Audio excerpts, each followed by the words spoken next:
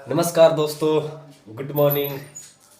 तो आइए आज हम लोग अपनी कक्षा को प्रारंभ करते हैं और हम लोग पढ़ रहे हैं क्या, इंडियन कॉन्स्टिट्यूशन एंड पॉलिटी। और इंडियन कॉन्स्टिट्यूशन पॉलिटी पढ़ते पढ़ते हमने बात किया संपूर्ण प्रभुत्व संपन्न और समाजवाद या समाजवादी। और आज जो हमारी चर्चा होगी वो होगी पंथ निरपेक्षता, कि पंथ निरपेक्षता क्या है, उसकी क्या आइडियोलॉजी है, उसका क्या सिद्धांत और मूल बिंदु है। उन सबों पर चर्चा करते हुए हम लोग बात करेंगे लोकतंत्र तक, डेमोक्रेसी तक, और उसके बीच में जितने भी कॉन्सेप्ट आएंगे प्रीलिम्स और मेन से संबंधित, उस सारे बिंदुओं को हम लोग आज चर्चा में रखेंगे। तो आइए आज हम लोग अपनी कक्षा को प्रारंभ करते हैं।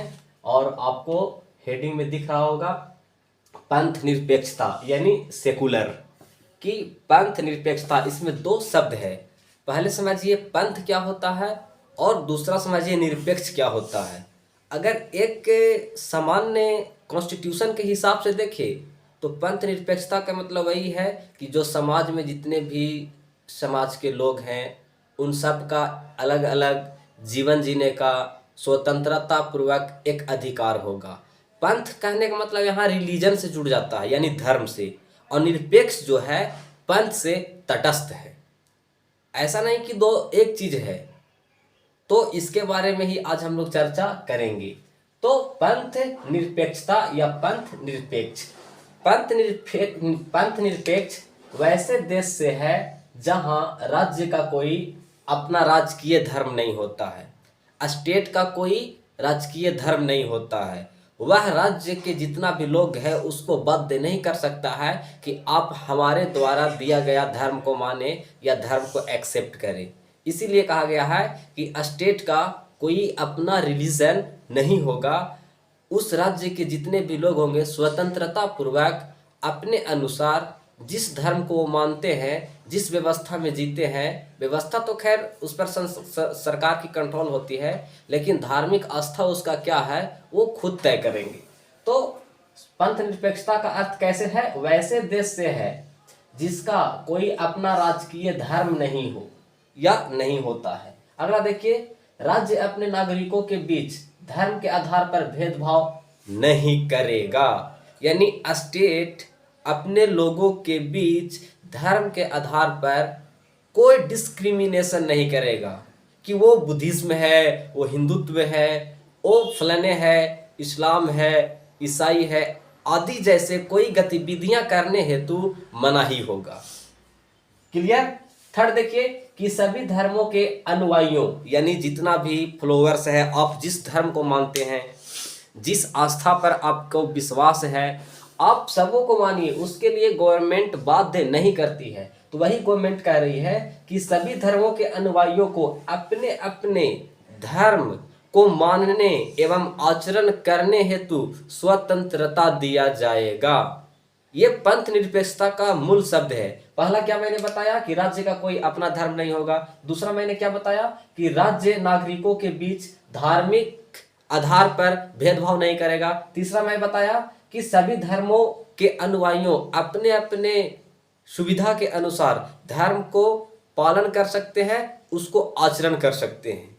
क्लियर बात। तो ये है पंथ निरपेक्षता का या पंथ निरपेक्ष सेकुलर का एक बेसिक मूलभूत तत्व, जिसे तो आपको हर हाल में जानना है, क्योंकि प्रश्न का जब मेंस में आप लिखेंगे तो इसकी बहाव और शुरुआत यहीं से होगा।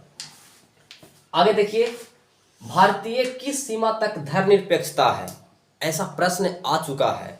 और पिछले वर्षों में यदि देखते हैं आप तो उसमें प्रश्न इस तरह से आते रहे हैं कि भारतीय या भारत किस सीमा तक धर्मनिरपेक्ष है। सीमा का मतलब इसकी क्या सीमाएं हैं, कहाँ तक धर्मनिरपेक्ष है, क्या कन्फ्लिक्शंस भी है इस विवाद में। तो आइए इसको जांच करते हैं या समझने का प्रयास करते हैं। संवैधानिक तौर पर भारत एक पंथ निरपेक्ष राज्य माना जा सकता है, क्योंकि जब आप कॉन्स्टिट्यूशन में देखिएगा, जब आप संविधान और प्रस्तावना में इन सब व्यवस्थाओं को देखिएगा तो आपको स्पष्ट होगा कि संवैधानिक तौर पर तो भारत एक पंथ निरपेक्ष है, लेकिन व्यवहार में क्या है उन चीज़ों को भी जानना बहुत बहुत जरूरी बनता है। तो संवैधानिक तौर पर भारत एक पंथ निरपेक्ष राज्य या देश है, क्योंकि उसका स्टेटमेंट है, उसका तर्क देंगे क्यों है।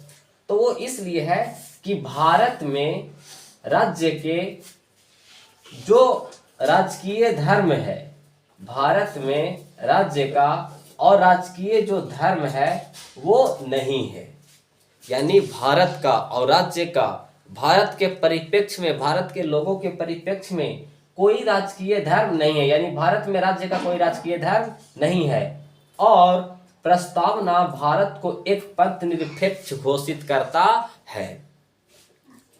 सोचिए, यानी जो पंथ निरपेक्ष, ये जो वर्ड है संविधान में, प्रस्तावना में, मूल स्वरूप में, ये कोई धर्म को इंडिकेट नहीं कर रहा है, कोई आस्था को इंडिकेट नहीं कर रहा है। इसका मानना है कि पंथ एक अलग चीज है और निरपेक्ष अलग चीज है। यानी जो पंथ है वो धर्म है और निरपेक्ष मतलब है तटस्थता। यानी जो पंथ निरपेक्ष है वो धर्म से तटस्थता है, यानी अलग है। क्लियर बात? तो वही कह रहा है कि प्रस्तावना भारत को एक पंथ निरपेक्ष घोषित करता है। आगे देखिएगा, भारत के कॉन्स्टिट्यूशन में समता एक फंडामेंटल राइट्स है। FR का मतलब फंडामेंटल राइट्स, मौलिक अधिकार। यानी भारत के कॉन्स्टिट्यूशन में, कॉन्स्टिट्यूशन मीन्स संविधान, भारतीय संविधान में जो समता है, इक्वलिटी, समता एक फंडामेंटल राइट है। और पढ़िएगा आगे चलकर कि भाग 1 में अनुच्छेद 1 से 4, भाग 2 में 5 से 11, इस तरह से पढ़िएगा तो आपको पता चलेगा कि समता या समानता 14 से 18, स्वतंत्रता 19 से 22, आगे चल के आपको सारी बातों को मैं बताऊंगा। लेकिन अभी आप इतना जानिए कि भारतीय कॉन्स्टिट्यूशन में समता एक फंडामेंटल राइट्स है। अब समता कहने का मतलब तो धर्म को मानने की समता, जातीय भेदभाव ना करने की समता आदि, ये फंडामेंटल राइट्स है जो धर्म के आधार पर नागरिकों के साथ भेदभाव हेतु मनाही करता है। समझ में आया कि क्यों पंथ निरपेक्षता है? इस अगर कॉन्सेप्ट में आप देखें तो पंथ निरपेक्षता की जरा सा भी प्रभाव नहीं पड़ता है कि जो मूल स्वरूप भारतीय संविधान या प्रस्तावना में पंथ निरपेक्ष है वह एक रिलीजन से संबंधित है। इस परिप्रेक्ष्य में क्या आपको कहीं पे पता चला? बिल्कुल नहीं।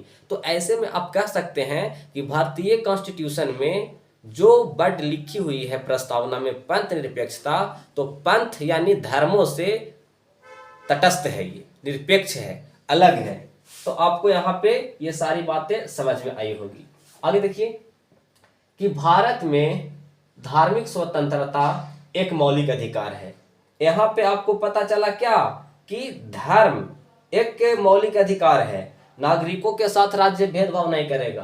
क्यों नहीं करेगा? उसके पीछे तर्क भी इस तरह से आता है कि भारत में धार्मिक स्वतंत्रता एक फंडामेंटल राइट्स है, यानी रिलीजियस फ्रीडमली टू फंडामेंटल राइट, यानी वह एक मौलिक अधिकार है। धार्मिक स्वतंत्रता एक क्या है? मौलिक अधिकार है जो सभी धर्मों के भारत में सिख हो, जैन हो, ईसाई हो, बुद्धिज्म हो, हिंदुत्व हो, जितने भी रिलीजन भारत में है उन सभी धर्मों के अनुयायियों को अपने धर्म के अनुसार आचरण करने हेतु स्वतंत्रता प्रदान करती है। समझ में आया बात? यानी भारत में जितना भी रिलीजन है, कोई भी व्यक्ति किसी भी धर्म को मानता है, उसको जिसके प्रति आस्था है उसको मानने हेतु या ना मानने हेतु राज्यवाद नहीं करेगा, क्योंकि यह एक फंडामेंटल राइट के दायरे में आता है। और फंडामेंटल राइट्स है कि वह विशेष परिस्थिति में ही उस पर पाबंदी लगाया जा सकता है, अन्यथा राज्य इसकी पाबंदी नहीं लगाती है। तो आपको यहाँ पे ये बात क्लियर हो गया होगा। लेकिन फिर वर्ड वहीं पे आ जाता है, लेकिन व्यवहारिक दृष्टिकोण से भारत को पूरी तरह धर्मनिरपेक्ष नहीं कहा जा सकता है। अब देखिए, यहां तक आपने सारी बातों को जाना, लेकिन फिर आप कहिएगा लेकिन व्यवहारिक, व्यवहारिक मतलब एकदम प्रैक्टिकल में उतार के देखिए, चीज़ों को प्रैक्टिकल करके देखिए। एक होता है कि लोग अनुमान के आधार पर बोलते हैं, लेकिन एक होता है कि चीज़ों को रिसर्च करते हैं और उस चीज़ को रिसर्च करके देखते हैं तो उसकी जो सच्चाइयाँ हैं वो पता आती है, सामने आती है। तो वही पंथ निरपेक्षता का जो सच्चाइयाँ है उसको भी लाने का प्रयास लोगों ने किया। तो कहा कि लेकिन व्यवहारिक दृष्टिकोण से भारत पूरी तरह पंथ निरपेक्ष नहीं है, यानी पूरी तरह रिलीजन से तटस्थ नहीं है। ये किस में? व्यवहार में। भले ही कॉन्स्टिट्यूशन में सारी बातें लिख दी गई है कि ये नहीं करेगा, वो नहीं करेगा, भेदभाव नहीं करेगा, या तो समता या समानता के रूप से सभी को, राज्य के लोगों को देखेगा, लेकिन व्यवहार में इसको अप्लाइड करते हुए आप देखते हैं तो आप यह पाते हैं कि व्यवहार में पंथ निरपेक्षता इस तरह नहीं काम करती है। तो लेकिन व्यवहारिक दृष्टिकोण से भारत को पूरी तरह धर्मनिरपेक्ष पंथ निरपेक्ष नहीं कहा जा सकता है। उसके पीछे तर्क क्या है? तो तर्क देखिए, तर्क वो है कि भारतीय राजनीति में यह महत्वपूर्ण भूमिका निभाता है, जिसे अनेक रूपों में देखा जा सकता है। पंथ मीन्स धर्म, रिलीजन मीन्स तटस्थता। ये कॉन्सेप्ट कौन दे रहा है? जो कॉन्स्टिट्यूशन डेवलपमेंट में जो कॉन्स्टिट्यूशन असेंबली बनाया वो कहा कि पंथ निरपेक्ष भारत है, लेकिन पंथ से निरपेक्ष अलग है, तटस्थ है। लेकिन भारतीय राजनीति में यह एक महत्वपूर्ण भूमिका निभाती है, जिसे अनेक रूपों में देखा जा सकता है। लेकिन भारतीय राजनीति में आप क्या देखते हैं कि पंथ की बहुत बड़ा रोल होता है, जिसे हम महत्वपूर्ण अलग अलग भागों में करके देखते हैं। तो आइए उस चीज को देखते हैं। पंथ निरपेक्षता मतलब वही सेकुलर जो आपको हेडिंग में पता चल रहा है। अब देखिए क्यों ऐसा कह रहा है व्यक्ति कि प्रैक्टिकली में ऐसा नहीं है। पंथ निरपेक्षता जो दृष्टिकोण भारत विकसित किया वो व्यवहार में ऐसा नहीं है। तो समझते हैं। उसका पहला तर्क ये है कि भारतीय राजनीति में धर्म की भूमिका अधिक है। ये आप हेडिंग डाल दे सकते हैं। और फिर उसका फर्स्ट पॉइंट देखिए कि उम्मीदवारों के चयन में धर्म की चुनाव के दौरान यहाँ पे फिर से मैं देखता हूं कि उम्मीदवारों के चयन में धर्म की भूमिका अधिक होता है। उम्मीदवार मतलब आप समझते हैं कैंडिडेट्स। राजनीति में क्या होता है? भारतीय राजनीति में देखा जाता है कि किस धर्म के, किस क्षेत्र में, किस धर्म के बहुल्यवादी समाज रहता है, उस धर्म को ही, वैसे व्यक्ति को ही चुनाव में उम्मीदवार हेतु, उसे कैंडिडेट हेतु टिकट मिलता है। जहां मुस्लिम बहुल्य संख्या है वहां पे मुस्लिमों को, कैंडिडेट्स को खड़ा किया जाएगा। जहां पे देखो यादवों की जनसंख्या है वहां पे यादव बहुल्य क्षेत्रों में यादव ही कैंडिडेट होगा। जहां पे SC ST या शेड्यूल कास्ट की जनसंख्या होता है वहां से उसी व्यक्ति को उतारा जाता है। तो ऐसे में उसकी दृष्टिकोण जो है, पॉलिटिकली दृष्टिकोण, वो कहीं ना कहीं धर्म से और पंथ से देखते हुए नजर आता है भारतीय राजनीति में। अगला, चुनाव के दौरान, अगला मुद्दा के अगला पॉइंट देखिए कि चुनाव के दौरान धार्मिक मुद्दे उठते रहते हैं। आप देखते हैं कि जब चुनाव होता है तो फलाना धर्म अच्छा है, फलाना धर्म खराब है, फलाना धर्म, दो धर्म में कन्फ्लिक्शंस हो गए। आप देखें कि कुछ समय पहले बंगाल में चुनाव था तो ये जो व्यक्ति हैं अमित शाह, जिसके सर पे बाल भी नहीं है, गंजे हो गए हैं, तो अमित शाह बंगाल में जाकर ये बोल रहे थे कि साथियों, दोस्तों, अगर हमारी सरकार बनती है तो मैं सभी स्कूलों में सरस्वती पूजा करने का छूट दूंगा। पढ़ाई हो या ना हो उससे कोई मतलब नहीं है। लेकिन बंगाल के चुनाव में अमित शाह जी रैली में जाकर संबोधित करते हुए यह बात को बहुत पुरजोर से कह रहे हैं कि साथियों, अगर हमारी सरकार बंगाल में बनती है तो मैं हर विद्यालय में सरस्वती पूजा धूमधाम से करने की परमिशन और इजाज़त दूंगा। पढ़ाई से उसे कुछ मतलब ही नहीं है। पढ़ाई हो या ना हो, गरीब का बच्चा मरे, पिछड़ा रहे, अशिक्षित रहे, बेरोजगार रहे, उसकी कोई ज़रूरतें नहीं है। लेकिन एक तरफा नहीं। दूसरी ओर ममता बनर्जी कह रही है कि मुस्लिम भाइयों, अगर हम जीतते हैं तो हर विद्यालय में, हर स्कूल में मुस्लिम से संबंधित सभी त्योहारों को धूमधाम से मनाया जाएगा। तो ये जो पॉलिटिशियन है वो कहीं ना कहीं पंथ से तटस्थ नहीं होकर ही काम करते हैं, और पंथ निरपेक्ष का यानी धर्मों का एक बहुत बड़ा रोल होता है भारतीय राजनीति में। आपको समझ में आया होगा। आगे देखिए, फिर थर्ड पॉइंट देखिए तो पता चलेगा कि भारत में जनता का मतदान भी काफी हद तक जाति धर्म को केंद्र में रखकर ही होता है। अब भारतीय समाज में क्या देखते हैं कि फलाना जाति का लोग है तो फलाना जाति वाले लोग फलाना जाति को ही वोट देंगे, XYZ धर्म के लोग हैं तो उसको उसी धर्म के लोग ज़्यादा प्रमोटेट करेंगे। तो भारतीय राजनीति में जाति और धार्मिक जो संकल्पना है बहुत ही अधिक मात्रा में और बहुत ही पुरजोर स्तर पर देखने को मिलता है। तो इन सब बिंदुओं के माध्यम से क्या पता चलता है? इन सब बिंदुओं के माध्यम से यह पता चलता है कि जो हम ये कॉन्सेप्ट बोल रहे हैं कि ये भारतीय राजनीति में महत्वपूर्ण भूमिका निभाता है, जिसे अनेक रूपों में देख सकते हैं। तो यही बात है कि व्यवहार में जो दृष्टिकोण है पंथ निरपेक्ष का, वो कहीं ना कहीं पूर्ण रूप से कॉन्स्टिट्यूशन के नजरिए से नहीं देखा जा रहा है।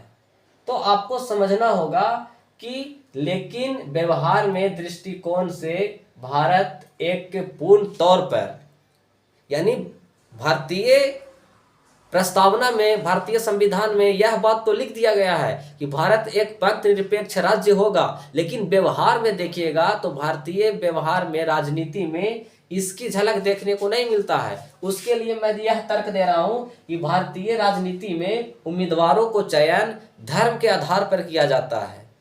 देखा जाता है कि किस क्षेत्र में कौन से बहुल्य के ज़्यादा लोग हैं और उसी बहुल्य क्षेत्र में जिसकी जनसंख्या ज़्यादा होती है उसकी प्रतिनिधि ही उसी को कैंडिडेट्स को टिकट भी मिलता है। आगे मैं बोला कि भारत में जनता का मतदान भी काफ़ी जाति धर्म को देखकर होता है। फिर मैंने बोला कि चुनाव के दौरान धार्मिक मुद्दे उठते हैं।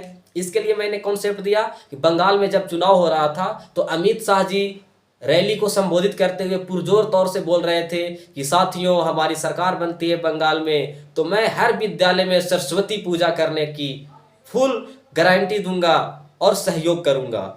शिक्षा मिले या ना मिले उसे क्या फर्क पड़ता है, उसे सिर्फ राजनीति चाहिए, लेकिन एक तरफा नहीं। दूसरी ओर ममता बनर्जी जी कह रही है कि मुस्लिम भाइयों, अगर हम जीतते हैं तो ईद और हर मुस्लिम त्यौहार को बहुत पुरजोर और बहुत ही भव्य रूप से मनाया जाएगा। तो ये जो पॉलिटिशियन है, इन लोगों का काम ही है कि धर्म के माध्यम से अपनी सत्ता, पॉलिटिकली वर्चस्व को बनाए रखना। तो इस तरह से आपको समझ में आ गया। आगे देखिए, चुनाव के बाद मंत्रिपरिषद का गठन व राजनीतिक पदों का वितरण होता है। तो व्यवहार में जाति धर्म जैसी कारकों की भी भूमिका होती है। जब मंत्री बन जाते हैं, मंत्री जब गठन होता है, पदों का सृजन होता है, तो उस समय भी धर्म और जाति की भूमिका बहुत सराहनीय होती है। आपको समझ में आया? फिर देखिए, भारत में व्यवहार में कुछ सीमा तक सरकार की नीतियां भी धर्म से प्रभावित होती रही है। भारत में देखिएगा तो भारत की जितना भी कार्य होता है उसकी नीतियां भी धर्म के आधार पर प्रभावित होता रहा है। आगे, भारत में कुछ राजनीतिक दल भी धर्म के आधार पर गठित होते हैं और धर्म के आधार पर ही अपना कार्यों का निर्वहन होते हैं। हालांकि एक राजनीति व्यक्ति और एक अधिकारी व्यक्ति, एक राजनीति व्यक्ति जो राजनीति में है, MP MLA विधायक प्राइम मिनिस्टर प्रेसिडेंट है, जब आप राजनीति में चल गए हैं तो एक राजनीति व्यक्ति को जो MP MLA prime minister president आदि बन गया है, उसका मूल्य, उसका वैल्यूज क्या होना चाहिए कि जब वो ऑफिस में जाए तो वो भूल जाए कि मैं किसी धर्म से हूं, मैं किसी व्यक्ति के हूं। उसका धर्म सिर्फ और सिर्फ एक हो कि मुझे देश की सेवा करना है, जनताओं को भला करना है। उसी तरह से अगर कोई ऑफिसर्स अपने एडमिनिस्ट्रेशन सिस्टम में काम कर रहा है, ब्लॉक में है, जिला में है, तो उसको इस बात के इल्म होना चाहिए कि सिर्फ और सिर्फ अभी हम जनता के हैं, हमारा क्या जाति है, क्या धर्म है, क्या आस्था है, सब खत्म। यदि मैं टेबल पर बैठा हुआ हूँ, डीएम एसडीएम बीडीओ, तो सिर्फ और सिर्फ मैं जनता का हूँ। यदि ये संवेदनाएं लोगों में होगी, ऑफिसर्स और नेताओं में होगा, तो हमारा देश आज सुपर पावर बनने से पीछे नहीं हो सकता है कभी। तो आप समझिए कि जहाँ जो देश डेवलप है उसका मूल्य और नैतिक अलग है।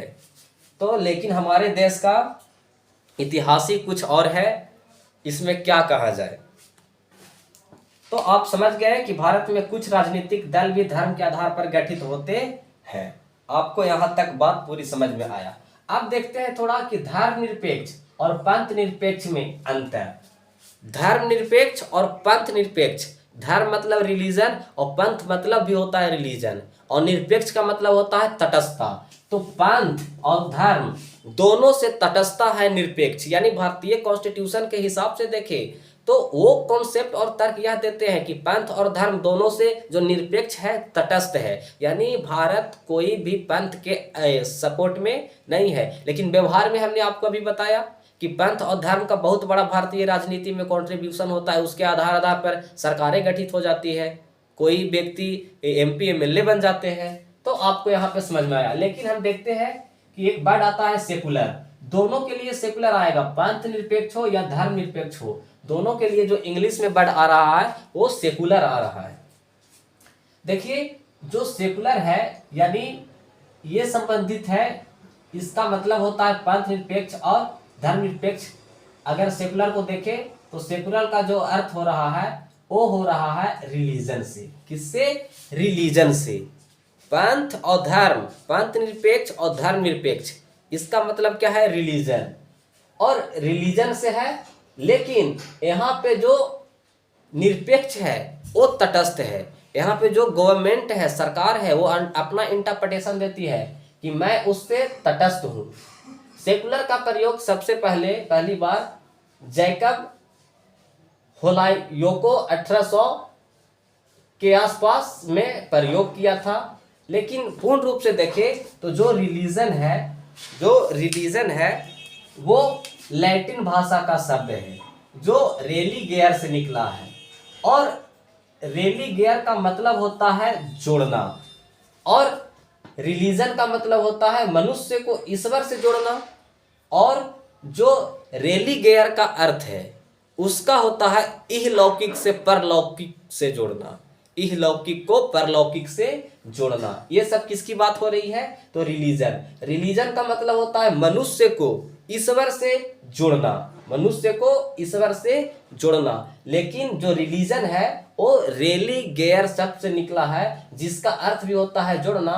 तो ये किस कॉन्सेप्ट में जोड़ने की बात कर रहा है? तो ये कह रहा है अलौकिक से परलौकिक के रूप में जोड़ना।